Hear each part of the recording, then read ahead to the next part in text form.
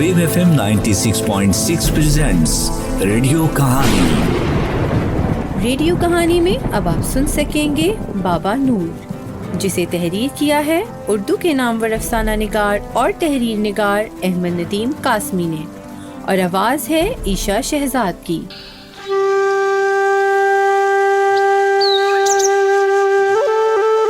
कहाँ चले बाबा नूर?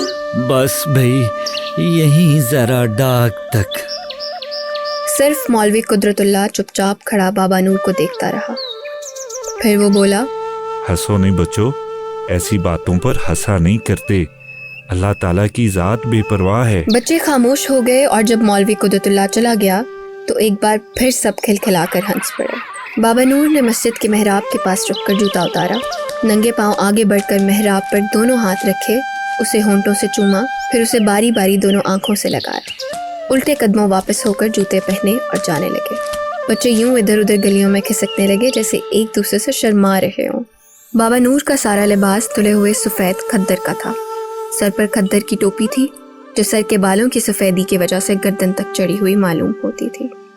उसकी सफ़ेद दाढ़ी के बाल ताज़ा ताज़ा कंघी की वजह से एक ख़ास तरतीब में उसके सीने पर फैले हुए थे। गोरे रंग में जर्दी नुमायाँ थी। छोटी छोटी आँखों की पुतलियाँ इतनी स्याह थीं कि बिल्कुल मसनूई मालूम होती थीं। लिबास, बालों और जिल्द की इतनी बहुत सी सफ़ेदी में ये दो काले भंवरा नुक्ते बहुत अजनबी लगते थे, लेकिन यही अजनबियत बाबा नूर के चेहरे पर बचपने की सी कैफियत तारी रखती थी। बाबा नूर के कंधे पर सफ़ेद खद्दर का एक रुमाल था जो लोगों के हुजूम से लेकर मस्जिद के मेहराब तक 3-4 कंधे बदल चुका था। डाखाने चले बाबा नूर? हाँ बेटा, जीते रहो। पास ही एक बच्चा खड़ा था, तड़ाक से ताली बजाकर चिल्लाया, बाबा नूर डाक खाने चला। भाग जा यहाँ से।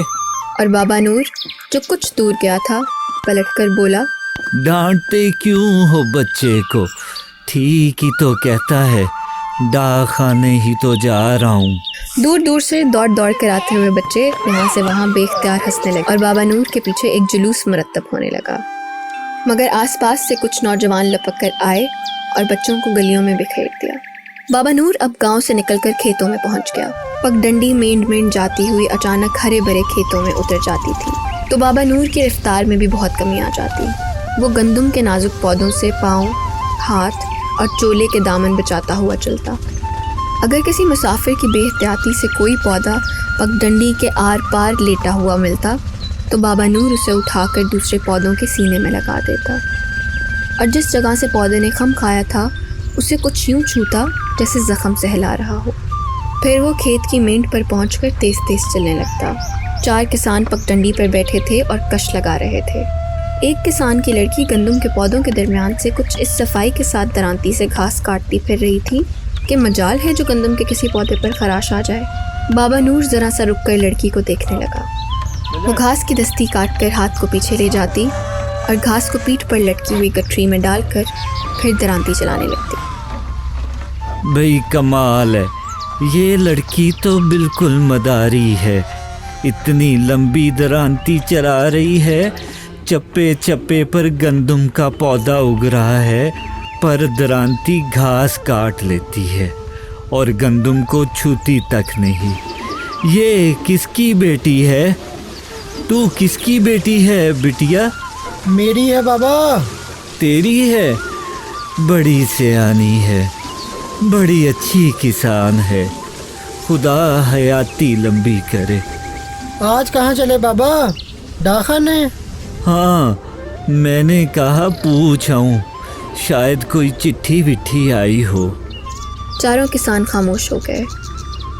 उन्होंने एक तरफ हटकर पगडंडी छोड़ दी और बाबा नूर आगे बढ़ गया। अभी वो खेत के परले सिरे पर पहुंचा था कि लड़की की आवाज़ आई, लस्सी पियोगे बाबा नूर? बाबा नूर ने मुड़कर देखा और गांव से निकलने के बाद पहली बार मुस्कुराया। पी लूँगा बेटा, पर देख जरा जल्दी से ला दे। डाक का मुंशी हवा के घोड़े पर सवार रहता है, चला ना जाए। लड़की ने घास की लटकी हुई गठरी कंधे से उतार कर वहीं खेत में रखी। फिर वो दौड़कर मेंढ पर उगी हुई एक पेरी के पास आई तने के ओट में पड़े हुए बर्तन को खूब छलकाया, एल्युमिनियम का कटोरा भरा और लपक कर बाबा नूर के पास जा पहुंची। बाबा नूर ने एक ही सांस में सारा कटोरा पीकर रुमाल से होंठ साफ किए और बोला, तेरा नसीबा इसी लस्सी की तरह साफ सुथरा हो बिटिया। मदरसे के बरामदे में डाक का मुंशी बहुत से लोगों के दरमियान बैठा अपने रोज़ाना के फार्म पुर कर रहा था और देहातियों को मालूमात से मुस्तफ़ीद कर रहा था। मेरा साला वहाँ कराची में चपड़ासी का काम करता था। जब वो मरा है तो मुझे फातिहा के लिए कराची जाना पड़ा। बात यह है दोस्तों कि एक बार कराची ज़रूर देख लो, चाहे वहाँ गधा गाड़ी में जुतना पड़े। इतनी मोटर कारें हैं कि हमारे गांव में तो इतनी चिड़ियाँ भी नहीं होंगी। एक एक मोटर पर वो औरत ज़ात बैठी है कि अल्लाह दे और अल्लाह ही ले। बंदा ना लेने में है ना देने में।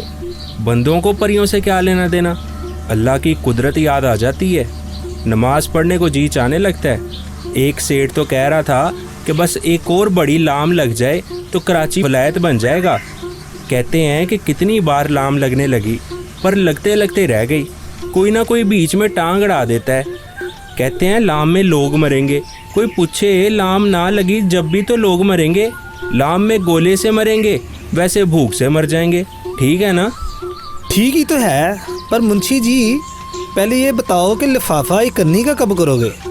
मुंशी ने उसे समझाने के लिए सामने देखा तो उसकी नज़र एक नुक्ते पर जैसे जम कर रह गई हो। उसका रंग उड़ गया और बुझी हुई आवाज़ में बोला, बाबा नूर आ रहा है। सब लोगों ने पलट कर देखा और सबके चेहरे कमला गए। बच्चे मदरसे के दरवाज़ों और खिड़कियों में जमा होकर बाबा नूर की सरगोशियाँ करने लगे और मुंशी ने उन्हें डांट कर अपनी अपनी जगह पर बैठा दिया। सफ़ेद बुर्राक बाबा नूर सीधा मदरसे के बरामदे की तरफ आ रहा था और लोग जैसे सहमे जा रहे थे। डाक आ गई मुंशी जी। आ गई बाबा। मेरे बेटे की कोई चिट्ठी तो नहीं आई? नहीं बाबा। बाबा नूर चुपचाप वहाँ से चला गया। दूर तक पगडंडी पर एक सफ़ेद धब्बा रेंगता हुआ नजर आता रहा और लोग दम बखुद बैठे उसे देखते रहे। पिछले 10 साल से आज तक बाबा नूर इसी तरह आ रहा है, यही सवाल पूछता है और यही जवाब लेके चला जाता है।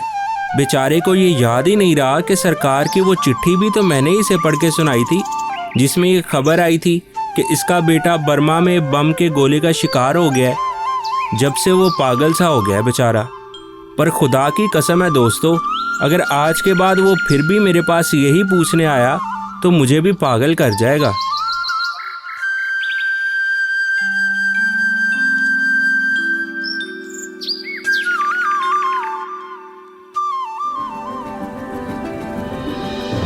आप सुन रहे थे रेडियो कहानी में आज की कहानी बाबा नूर। मरकजी किरदारों में शामिल थे फर्रुख शेख, मुजम्मिल अशरफ, असद फरीदी, मुस्कान अमजद, सलमान मुनीर, नवीद शहजाद और अरहम फर्रुख। और इस कहानी को प्रोड्यूस किया था फर्रुख शेख, असद फरीदी, सलमान मुनीर और टीम ने।